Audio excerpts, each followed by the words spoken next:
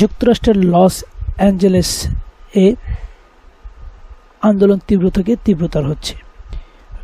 Trump প্রশাসনের আন্দোলন দমনে যত কঠোর হচ্ছে, আন্দোলন আরও তত ছড়িয়ে পড়ছে। মূলত অভিবাসী বিরোধী অভিযানের প্রতিবাদে ব্যাপক বিক্ষোভ চলছে সেখানে।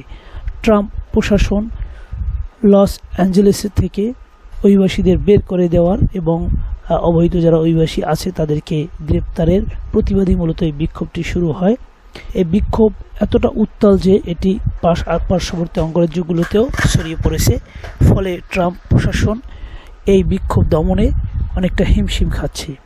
বিক্ষোভ দমনের জন্য ন্যাশনাল গার্ডের পাশাপাশি মেরিন সেনা মোতায়েন করা হয়েছে এবং এই যে অভিযান আরও জোরালো করার বার্তা দিয়েছে ট্রাম্প প্রশাসন।